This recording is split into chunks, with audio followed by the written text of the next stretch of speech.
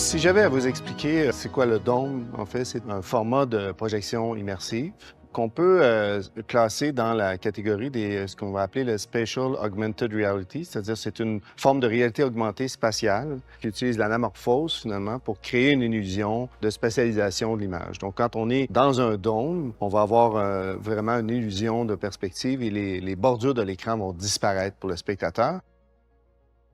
Quand le public se retrouve, par exemple, à la SAT à assister à des projections en 360, c'est toujours, bien sûr, une occasion d'émerveillement puis de se familiariser avec quelque chose qui est à la fois, on pourrait dire, familier et complètement différent.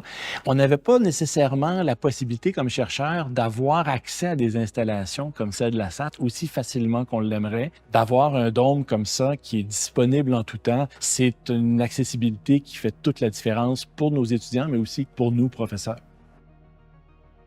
L'avantage d'avoir un dôme à l'École NAD, c'est qu'on peut développer des perspectives, des nouvelles perspectives de recherche et d'expérimentation.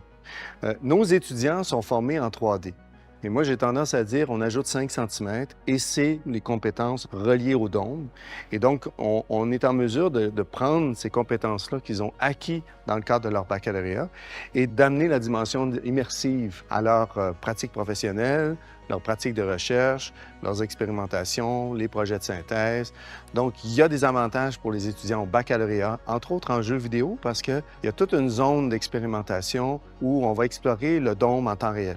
Et ça, c'est extraordinaire. Dans le monde, il y a beaucoup de dômes, il y a très peu de dômes en temps réel, mais le fait d'utiliser le temps réel, ça ouvre tout un bassin de possibilités pour la création immersive.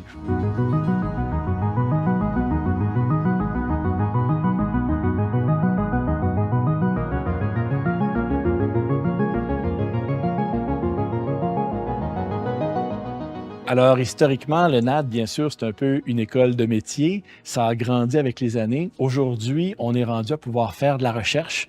On est apte à accompagner l'industrie dans toutes sortes de pratiques émergentes. Définitivement, le Dôme fait partie de ces initiatives-là. Ça devient un point de ralliement pour les étudiants, mais aussi pour nos collègues professeurs dans d'autres institutions.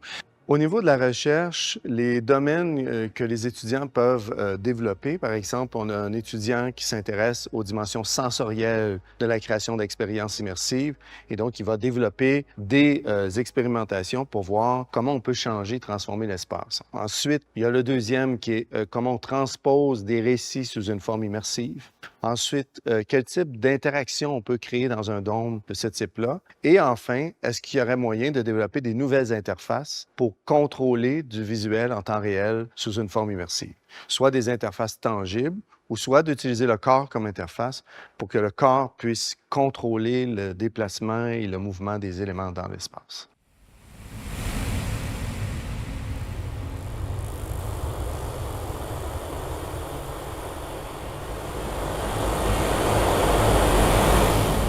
On collabore actuellement avec la compagnie Nest Immersion, qui est dirigée par Sean Caruso et Patrick Pomerleau.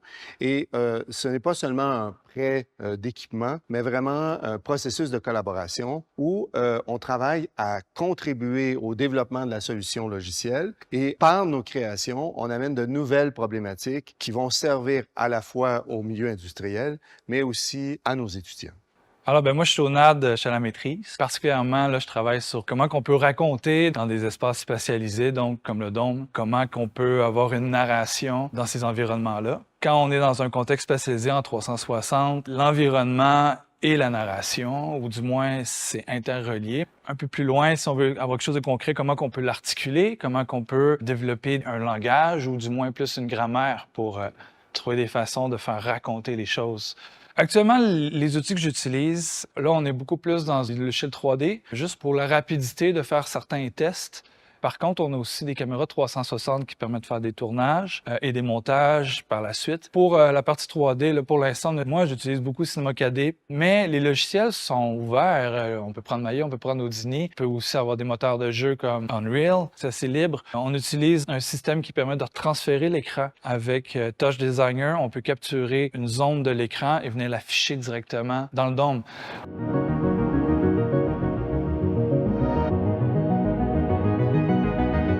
Quand on regarde des nouvelles pratiques médiatiques comme la sphère à Las Vegas, les casques de réalité virtuelle, toutes sortes de dispositifs à temps réel qui viennent bouleverser la manière dont on fabrique les images, c'est certain que des initiatives comme celle du Dôme au niveau de l'école, ça devient vraiment la promesse d'un avenir radieux.